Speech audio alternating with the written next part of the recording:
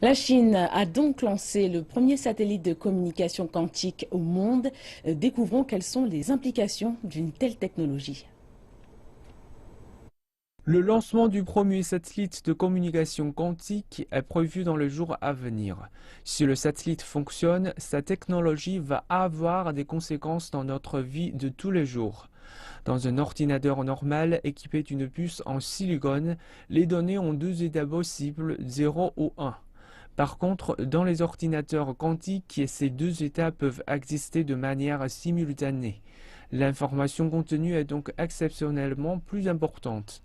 Par exemple, cela reviendrait à être capable de lire tous les livres d'une bibliothèque en même temps plutôt que de les lire les uns après les autres.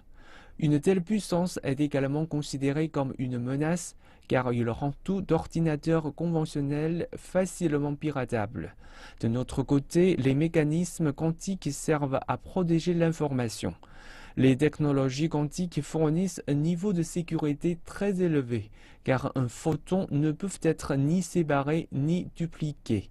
Il est donc impossible d'intercepter les informations qu'elles contiennent. De plus, elles ont la possibilité d'informer les deux utilisateurs communiquant ensemble de la présence d'une troisième personne tentant d'écouter la conversation.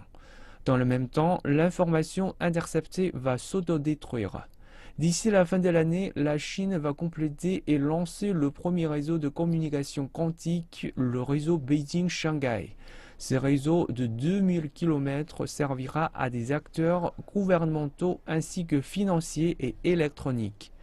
Les experts indiquent que les communications quantiques intégreront notre quotidien d'ici d'une dizaine d'années, notamment pour le paiement en ligne.